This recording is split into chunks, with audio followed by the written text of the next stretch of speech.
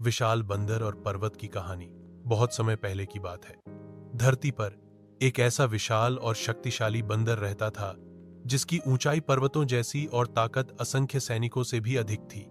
उसका नाम था महाबली बंदर। वह जंगल का राजा था, पर उसका मन हमेशा और बड़ी शक्ति पाने के लिए तड़पता रहता था।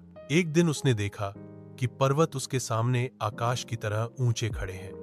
उसके भीतर अहंकार भर गया।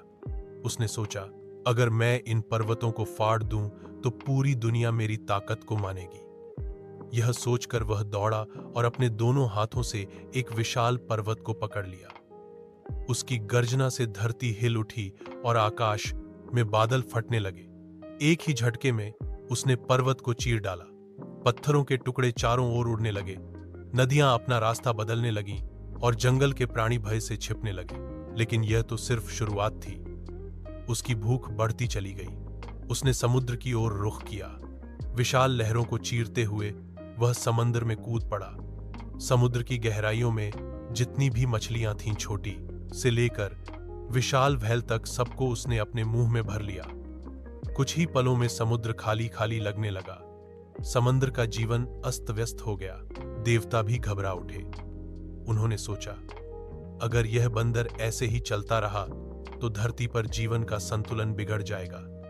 तभी आकाश से एक आवाज गूंजी, महाबली, शक्ति का प्रयोग संतुलन के लिए होता है, विनाश के लिए नहीं। यदि तू अपने बल का उपयोग रक्षा और सृजन में करेगा तो अमर कहलाएगा, वरना अपने ही अहंकार से मिट जाएगा। बंदर ने अपनी गलती समझी। उसके आंसू समंदर में गिरते ही लहरें फिर से जीवन से भर गईं। पर्वत की दरारों से झरने बह निकले और हरियाली लौट आई। अब महाबली बंदर ने प्रतिज्ञा ली कि वह अपनी ताकत का उपयोग सिर्फ प्रकृति और प्राणियों की रक्षा के लिए करेगा। तब से लोग कहते हैं, अत्यधिक शक्ति भी यदि अहंकार में डूब जाए तो विनाश लाती है, और संयम से उपयोग हो तो चमत्कार।